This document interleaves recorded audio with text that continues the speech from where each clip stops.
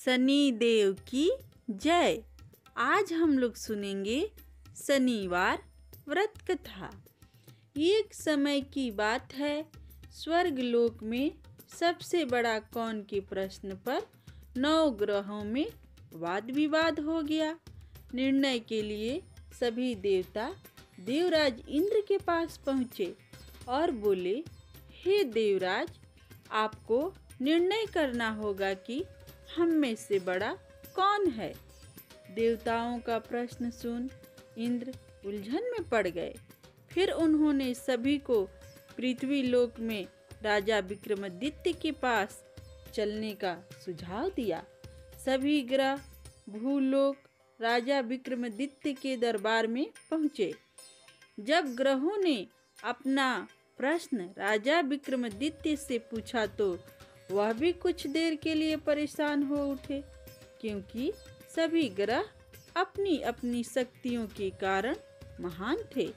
किसी को भी छोटा या बड़ा कह देने से उनको उनके क्रोध के प्रकोप से भयंकर हानि पहुंच सकती थी।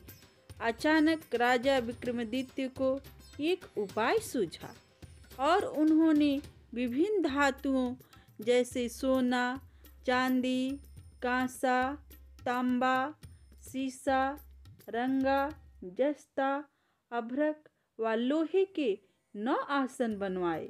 सबसे आगे सोना और सबसे पीछे लोहे का आसन रखा गया। उन्होंने सभी देवताओं को अपने अपने आसन पर बैठने को कहा। उन्होंने कहा, जो जिसका आसन हो ग्रहण करे। जिसका आसन पहले होगा वह सबसे बड़ा तथा जिसका बाद में होगा वह सबसे छोटा होगा। चूंकि लोहे का आसन सबसे पीछे था, इसलिए शनिदेव समझ गए कि राजा ने मुझे सबसे छोटा बना दिया है। इस निर्णय से शनिदेव रुष्ट होकर बोले, हे राजन, तुमने मुझे सबसे पीछे बैठाकर मेरा अपमान किया है। तुम मेरी शक्तियों से परिचित नहीं हो। सूर्य एक राशि पर 1 महीने, चंद्रमा 2 महीने 2 दिन, मंगल 1.5 महीने, बुध और शुक्र 1 महीने, बृहस्पति 13 महीने रहते हैं। लेकिन मैं किसी भी राशि पर 2.5 वर्ष से लेकर 7.5 वर्ष तक रहता हूँ। बड़े बड़े देवताओं को मैंने अपने प्रकोप से पीड़ित किया है। अब तो भी मेरे प्रकोप से सावधान रहना। इस पर राजा विक्रमादित्य बोले, जो कुछ भाग्य में होगा देखा जाएगा। इसके बाद अन्य ग्रहों के देवता तो प्रसन्नता के साथ चले गए, परंतु शनिदेव बड़े क्रोध के साथ वहां से विदा हुए। कुछ समय बाद राजा विक्रमादित्य पर 7.5 की दशा आई तो शनिदेव ने घोड़े के व्यापारी का रूप धारण किया और बहुत से घोड़े के साथ विक्रमादित्य के नगर पहुँचे। राजा विक्रमादित्य उन घोड़ों को देखकर एक अच्छे से घोड़े को अपनी सवारी के लिए चुनकर उस पर चढ़े। राजा जैसे ही उस घोड़े पर सवार हुए, वह बिजली की गति से दौड़ पड़ा। तेजी से दौड़ता हुआ घोड़ा राजा को दूर एक जंगल में ले गया और फिर वहां राजा को गिराकर गायब हो गया। राजा अपने नगर लौटने के लिए जंगल में भटकने लगा, पर उसे कोई रास्ता नहीं मिला। राजा को भूख प्यास लग गई। बहुत घूमने पर उन्हें एक चरवाहा मिला। राजा ने उससे पानी मांगी। पानी पीकर राजा ने उस चरवाहे को अपनी अंगूठी दे दी और उससे रास्ता पूछकर जंगल से निकलकर पास के नगर में पहुँचे। नगर पहुंचकर राजा एक सेठ की दुकान पर बैठ गए। राजा के कुछ देर दुकान पर बैठने से सेठ की बहुत बिक्री हुई। सेठ ने राजा को भाग्यवान समझा और उसे अपने घर भोजन पर ले गया।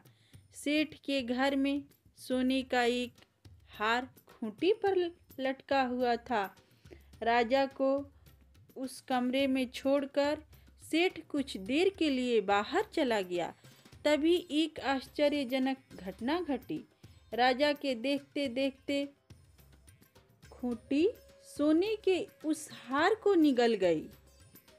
सेठ ने जब हार गायब देखा तो उसने चोरी का संदेह राजा पर किया और अपने नौकर से कहा कि इस परदेसी को रस्सियों से बांधकर नगर के राजा के पास ले चलो। राजा ने विक्रमादित्य से हार के बारे में पूछा तो उन्होंने बताया कि खूंटी ने हार को निगल लिया। इस पर राजा क्रोधित हुए और उन्होंने चोरी करने के अपराध में विक्रमादित्य के हाथ पांव काटने का आदेश दे दिया।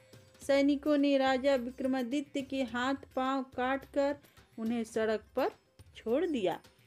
कुछ दिन बाद एक तेली उन्हें उठाकर अपने घर ले गया और उसे कोल्हू पर बैठा दिया।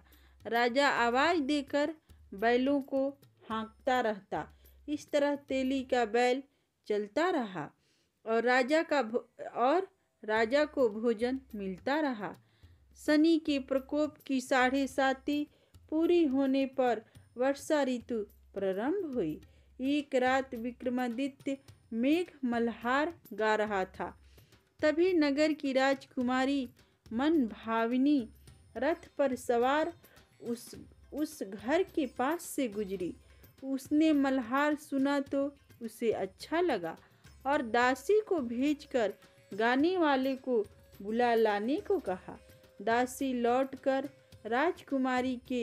राजकुमारी को अपंग राजा के बारे में सब कुछ बता दिया। राजकुमारी उस मेघ मल्हार से बहुत मोहित हुई और सब कुछ जानते हुए भी उसने अपंग राजा से विवाह करने का निश्चय किया। राजकुमारी ने अपने माता पिता से जब यह बात कही तो वह हैरान रह गए। उन्होंने उसे बहुत समझाया पर राजकुमारी ने अपनी जिद नहीं छोड़ी और प्राण त्याग देने का निश्चय कर लिया। आखिरकार राजा रानी को विवश होकर अपंग विक्रमादित्य से राजकुमारी का विवाह करना पड़ा। विवाह के बाद राजा विक्रमादित्य और राजकुमारी तेली के घर में रहने लगे। उसी रात स्वप्न में शनि देव ने राजा से कहा, राजा, तुमने मेरा प्रकोप देख लिया। मैंने तुम्हें अपने अपमान का दंड दिया है। राजा ने शनि देव से क्षमा करने को कहा और प्रार्थना की, हे शनि देव, आपने जितना दुख मुझे दिया है अन्य किसी को न देना। शनिदेव ने कहा, राजन, मैं तुम्हारी प्रार्थना स्वीकार करता हूँ। जो कोई स्त्री पुरुष मेरी पूजा करेगा, कथा सुनेगा, जो नित्य ही मेरा ध्यान करेगा, चींटियों को आटा खिलाएगा, वह सभी प्रकार के कष्टों से मुक्त होता रहेगा तथा उसके सब मनोरथ पूर्ण होंगे। यह कहकर शनिदेव अंतर्ध्यान हो गए। प्रातःकाल राजा विक्रमादित्य की नींद खुली तो अपने हाथ पांव देखकर राजा को बहुत खुशी हुई। उन्होंने मन ही मन शनिदेव को प्रणाम किया। राजकुमारी भी राजा के हाथ पांव सलामत देखकर आश्चर्य में डूब गई। तब राजा विक्रमादित्य ने अपना परिचय देते हुए शनिदेव के प्रकोप की सारी कहानी सुनाई। इधर सेठ को जब इस बात का पता चला तो दौड़ता हुआ आया और राजा विक्रमादित्य के चरणों में गिरकर क्षमा मांगने लगा। राजा विक्रमादित्य ने उसे क्षमा कर दिया क्योंकि वह जानते थे कि यह सब तो शनिदेव के प्रकोप के कारण हुआ था। सेठ राजा विक्रमादित्य को पुनः अपने घर ले गया और उसे भोजन कराया। भोजन करते समय वहाँ एक आश्चर्य घटना घटी। सबके देखते देखते उस खूंटी ने हार उगल दिया। सेठ ने अपनी बेटी का विवाह भी राजा के साथ कर दिया और बहुत से स्वर्ण आभूषण, धन आदि देकर राजा को विदा किया। राजा विक्रमादित्य राजकुमारी मनभावनी और सेठ की बेटी के साथ अपने नगर वापस पहुँचे तो नगरवासियों ने हर्ष के साथ उनका स्वागत किया। अगले दिन राजा विक्रमादित्य ने पूरे राज्य में घोषणा कराई कि शनि देव सब ग्रहों में सर्वश्रेष्ठ हैं। प्रत्येक स्त्री पुरुष शनिवार को उनका व्रत करें और व्रत कथा अवश्य सुने। राजा विक्रमादित्य की घोषणा से शनिदेव बहुत प्रसन्न हुए।